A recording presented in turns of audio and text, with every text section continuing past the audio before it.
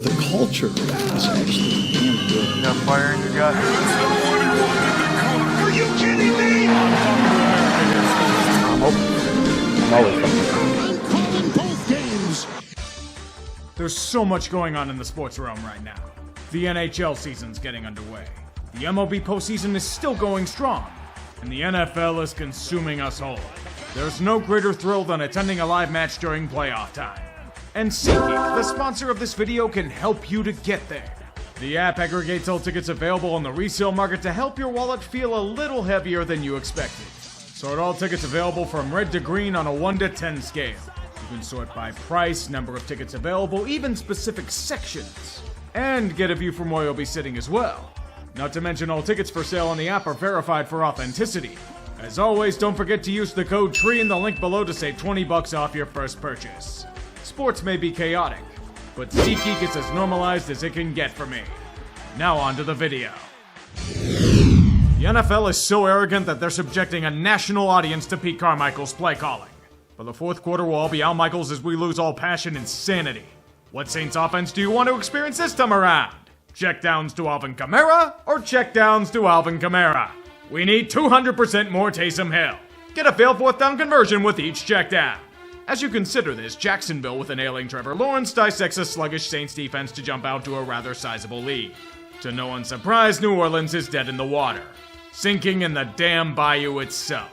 The fans are rightfully pissed as red zone drives continually fail and Derek Carr's missing every damn receiver in sight. This car then drives an interception right for delivery and gives Jacksonville a pick six. It fuels revenge. The Saints defense decides they've had enough shit and clamps down on anything the Jags throw at them.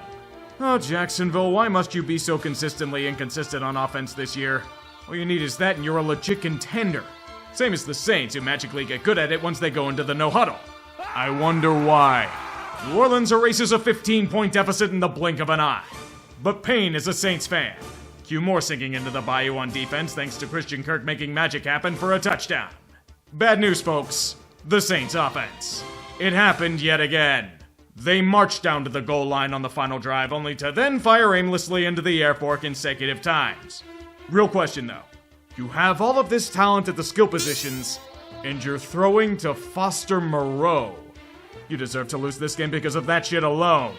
The match ends up like most passes by Carr in the red zone. Overthrown. Consider this reason number 87 as to why I have no faith in the Saints to do anything. Everyone will blame Moreau for this, but you know what's really at fault? 3 for 18 on third down and 2 for 5 in the red zone. Another outstanding performance by the Saints offense. Are you ready for one of the 6 greatest football matchups in the 1 p.m. time slot? You definitely aren't. Years of technological and scientific advancements have led us to peak football. Tyson Bagent versus Brian Hoyer. Feel the glorious majesty of the son of an arm wrestling champion against the clone of the Patriots machine. It's most unfortunate for the Raiders that the Belichick cloning machine has been broken for decades, and they don't care to fix it. Welcome to the Josh McDaniels experience, where the plan is nothing and the execution is a bullet to the head. Chicago, under a complete greenhorn, looked like a competent, efficient unit on both sides of the ball. The oft-maligned Bears defense turned Brian Hoyer into, well, Brian Hoyer. Is it a good thing for a team if they're 2 for 9 on third down? Could be if you're the Bears. You know what is good, though? Deontay Foreman. I hate the fact that this man gets no respect. He's gone into shitty situations across the league and just rumbles against his opponents. Under him and Bagent, the Bears did the most important thing. Not fuck up. And that's good enough against the Raiders. Hoyer, meanwhile, was eventually pulled for Aiden O'Connell. Why didn't they just start him to begin with? And they apparently don't want to trade a pissed off Devontae Adams? That's Josh McPonzi's scheme for you. Before you say anything, I don't hate the Baltimore Ravens. I'm brutal as hell on them, and for very good reason, but hatred isn't it. They just frustrate me with their massive inconsistency on offense. They'll suddenly forget how to play football against the Colts and Steelers of the world, yet ram the Lions repeatedly like a Ford Pinto. Detroit didn't even have gas in the tank today. Even then, they still combusted on first impact. Lamar just walked on them like they were a bug underneath his foot. A squash match where the Motor City rusted away like an abandoned factory. Problem is, I'm not even happy for the Ravens for playing up to their potential. I'm livid at them. Yes, Baltimore, do this more often, would you please? I'm tired of you being a different team on offense nearly every week. I know what you're capable of against the best. Embrace your greatness. Do you have a terrible team that desperately needs kick-started? All you apparently have to do is play the Commanders. Danny Derps is once again out of commission, so the G-Men can prove that Tyrod Taylor is pretty much the equal to their $40 million man. Everyone knows the offense runs through Saquon, and the first half confirmed it. The most points the Giants have gotten in the first 2 quarters all season. Well done, commies. What happened after that? Pretty much defense. That's about it. Wink's unit went back to last year's form. And in this sentence, they just sacked Baker Mayfield once again. For whatever reason, Washington could do next to nothing on offense. Their only hope is the Giants' consistent allergy to having a decent punt returner. It's only a 7-point game, yet it feels like infinity. All production has come to a stop. It's probably the Turf's fault at MetLife. Perhaps Kayvon dropping this easy pick 6 is the Turf's fault too. Tends to happen a good bit. The commies are the first to try and overcome such a stalemate. But it's merely delayed. They are stalled in the red zone. And then the field goal try is blocked by Giants' excellence. G-Men then take control and drive down the field while eating clock. At least until they lose control of the car and fumble the ball away. Washington somehow still has the chance to tie the game. And they're chipping away at New York's defense, eating nearly all the clock left as they push their opponent back to the goal line. It only proves one thing.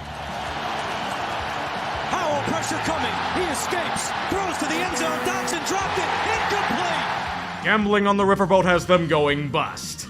This riverboat's been listing for months now. And Ron is at the helm coasting to their death as the game ends by a Washington injury. The Giants thank you for giving them some semblance of life. Rooting for Atlanta is the equivalent of getting as close as you can get with the girl of your dreams. You're about to have a passionate makeout session with her, but it's a distraction to be hit repeatedly in the groin. They're 1 or 2 things away from being a real contender, yet they never ever make it easy on themselves. Incredible talents littered throughout the roster, but like Bijan, they never use them. At least they gave us an excuse this week saying he had an illness.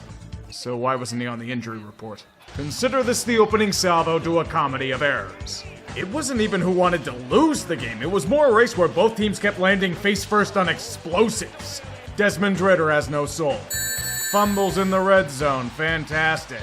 Tampa doesn't want to be left out in the cold, so why not counter with a horrific fumble of their own deep in Bucs territory? Atlanta is just so kind, though.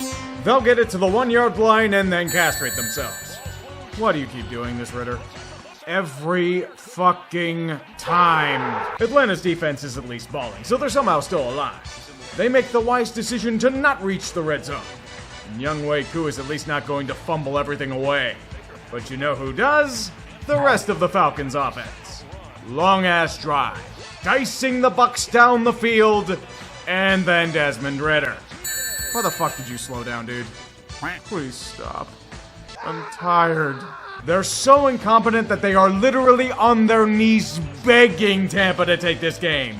Please, please win it. We need to be poverty. Sadly, the Falcons' defense did not receive transmission. They're still balling. And after endless Herculean efforts, they stopped Tampa from doing much of anything besides tie the game. Simple advice, do not go in the red zone again, Falcons. It will be nothing but pain. Let Young Wei Koo bail you out. The kick. It's up. It's out. It's through. Can you please stop making this so damn hard for yourselves? This was one of the sloppiest games I've seen since last week. The Falcons are leading the NFC South? How the fuck does Arthur Smith keep escaping his own incompetence? I'm not even angry, it's incredible. Buffalo is in deep trouble. They're looking suspicious as hell, but a chunk of it isn't due to their own head. Injuries have destroyed their defense, and it limits their potential. One issue, though. Why can't you do anything against New England's D? They're down playmakers aplenty, too. You're not the Jets. Why the hell are you consistently being pranked by Belichick's ancient schemes? The Bills just had nothing in the first half, and it's a mystery to us all as to why. Perhaps the second half will be better, and it at least becomes a 3-point game. Yet Buffalo just can't shift out of second gear. Opportunities are presented, but they can't take advantage of them. For the Pats, Mac Jones is a warrior. He has to overcome both defenses and his own coaching staff. And a touchdown has given them the unthinkable, a 12-point lead. The only thing Buffalo can count on are miracles. And that's the fortunate thing. The Patriots are undermanned and the Bills have high-end talent. They finally got out of second gear. Stephon Diggs does magic to score 6. Jordan Poyer makes his own magic to give Buffalo the ball back in prime territory. And then Josh Allen is just Josh Allen and carries the team on his back to retake the lead. A 3-point game should be more than enough to win, but there's a problem. Buffalo's defense is undermanned. The Patriots are taking advantage of it. Time is ticking away and New England is deep in Buffalo territory. It's so desperate they're at the goal line. And the hoodie has his tricks. Second and goal. Jones slings it. Touchdown! Gesicki! On National Tight Ends Day, Belichick turns them into wide receivers. Bill earns the 300th win of his illustrious career in a very fitting manner, repeatedly trolling an AFC East opponent. Tanking in New England, Belichick just signed a lucrative extension and wants to pass Don Shula for most wins in the NFL. There will be no tanking here. Only one's running over Buffalo.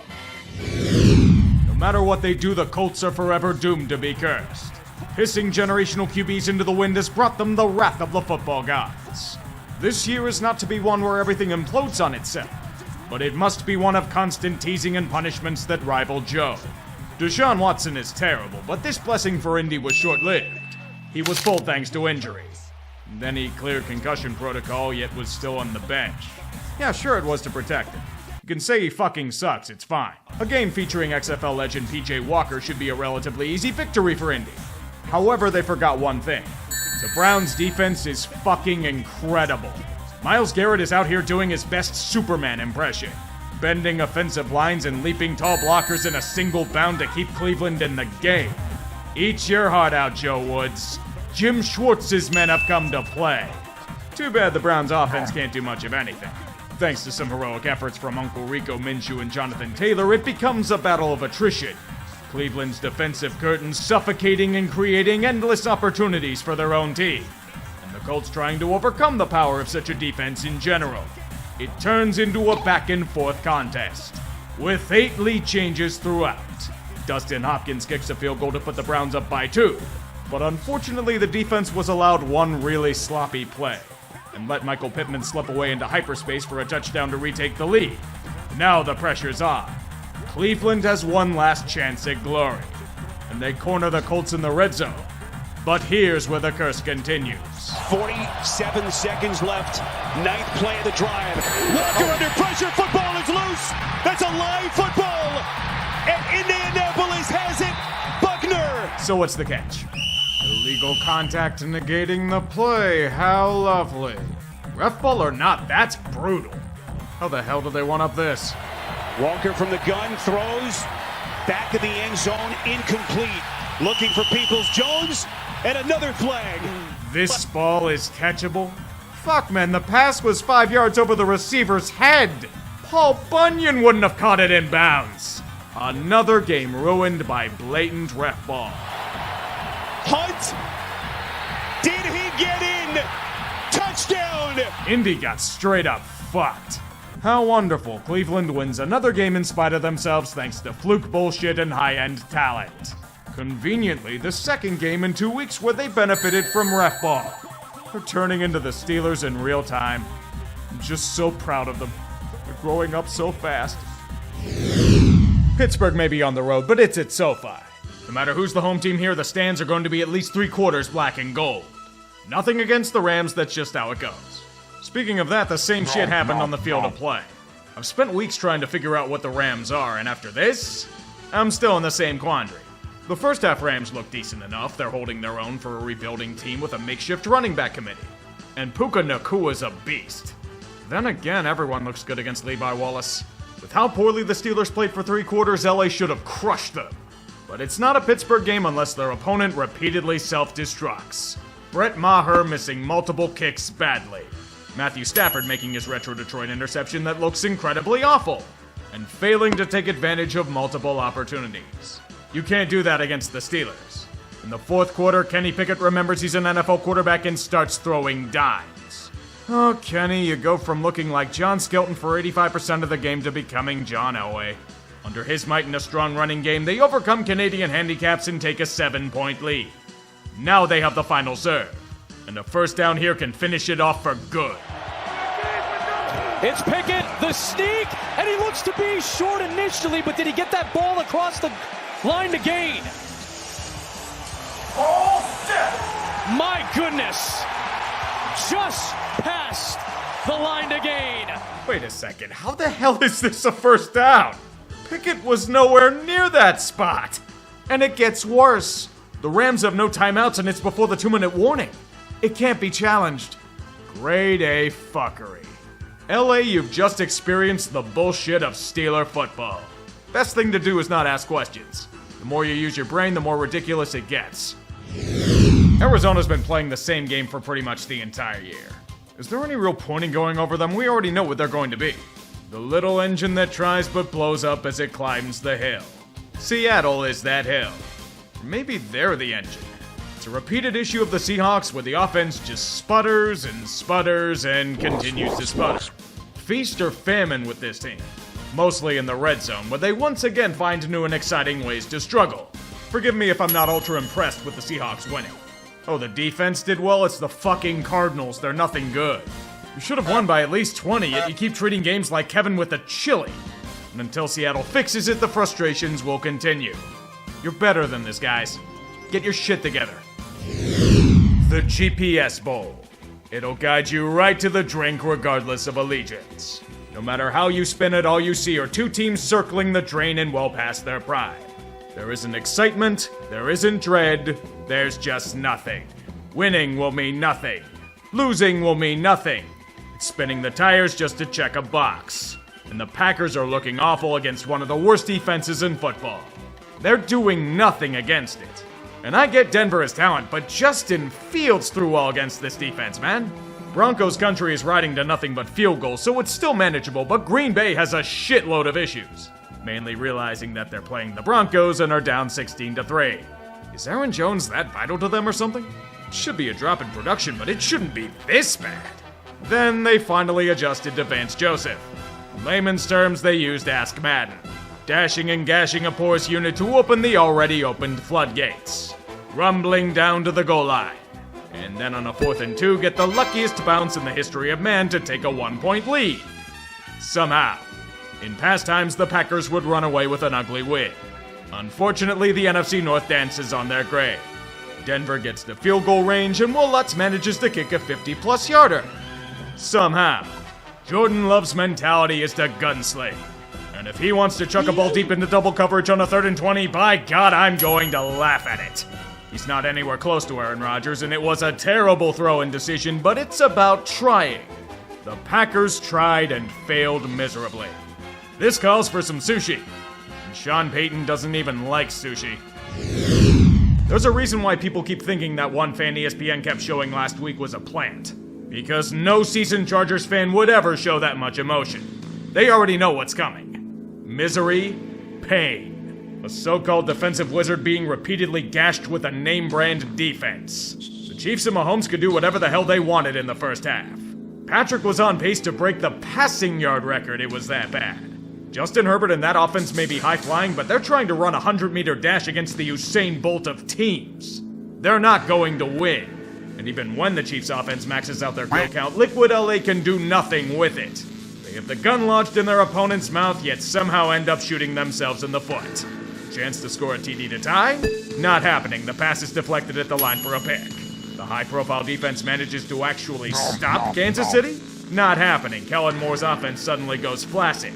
And don't forget about Chargers special teams, a classic staple of their misery. By the way, welcome back McCall Hardman to the Chiefs. Finally solving the riddle, Mahomes takes them to the end zone and officially kills off their opponent. Eternal frustration isn't just expected for the Chargers. It's tradition. People are starting to shit on Justin Herbert for this, yet he's supposed to coach and play defense? He's being Phillip Rivers'd in real time. Another classic staple of their misery. Forgot to do this last week, so let's get this out of the way. The 72 Dolphins stand alone for another year. Sure as hell not tonight, though. Even when Philly wins, we still feel unimpressed. It's not in the score, it's in the ways they're winning. Doesn't feel like the Eagles are anywhere close to what they could be. I know you're gonna say it's Miami and they're a really good team, but the Dolphins have only feasted on shitty opponents. It's a test for both franchises, yet here we've learned absolutely nothing. The game was surprisingly sloppy early on, like getting a roughing the passer call because they pushed the QB. Philly does have a strong 17-3 lead at home thanks to A.J. Brown and the brotherly shove, but they let off the gas. When it comes to the Tua-Tyreek connection, you can't just look at the rainbows. If you do, it'll temporarily blind your offense to where you can't do anything. Miami then does things. They'll somehow implode deep in your territory, but look over there! Hot Pockets! Game's tied, which leads to frustration. Fortunately, Philly is the luck of the Kelly Green on their side. Plus, they didn't make the same mistakes they did against the Jets. They unleash the full power and sprint away from another embarrassing moment to bury their opponent in all facets of play. Once again, yes, it's a win, but it still feels underwhelming. Good job on the 0 penalties, though, Eagles. Goes to show that anyone can bribe officials or threaten their families. Miami suffers refball and a setback, but Buffalo lost too, so they didn't lose control. Just accept the script and move on. Philly, you've also won Kevin Byard to aid your ailing secondary. Allow me to set the stage for you. The 49ers, one of the best teams in football coming off a humiliating loss and eager to return to form, are facing the Vikings. The embodiment of agony without their best weapon and Monday Night Kirk at the helm. What did you expect to happen? The exact opposite of what you'd assume. I tip my hat to the scriptwriters for an excellent swerve from the usual fare. It's one thing when San Francisco is sloppy on offense for 1 week against an opponent they should beat, but for 2 weeks in a row against Brian Flores' all-out attack? It's time for some serious concern. And we need to ask a hard question. Did someone forget to tell Kirk that it was a Monday night game? Cousins played some of the best ball in his career, taking a strong Niners defense and making them his bitch. The world stood in shock as people remember that Kirk is a good quarterback and all goes to hell. It goes further to hell when you remember that this is Minnesota, and they can never ever be normal.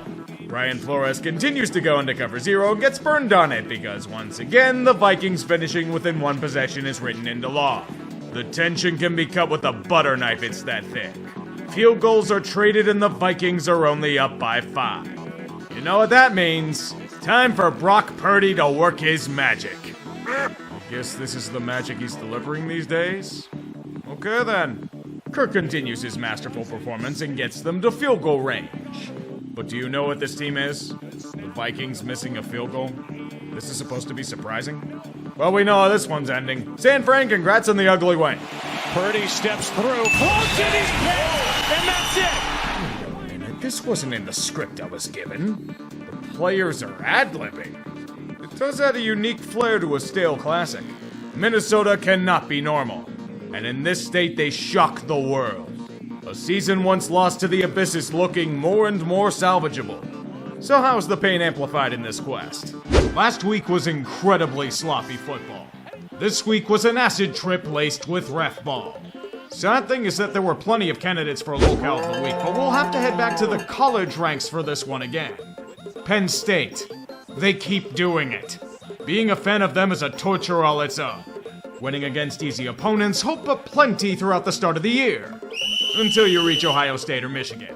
Their defense is excellent, but the offense imported Matt Canada to run it or something. It was awful against the Buckeyes. And it's a repeated trend of James Franklin. Never able to win the big game. And usually being humiliated in the process. Happy Buckeyes over Nittany Lions Day to all those who observe. We're currently in the 7th year in a row of it. Continually unable to get over the hump despite endless gobs of talent and hype. A worthy recipient of Lcow of the week indeed. At least you're better than Pitt, although that isn't saying much. Bring out Jennings! Unit lost. Bring out Jennings! Bring out Jennings!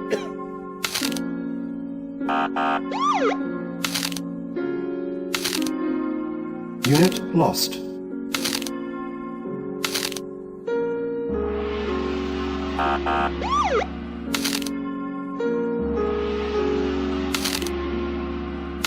The bloodlust of the football gods will never be quenched. Amen. So, I need you to stand right over here by my car.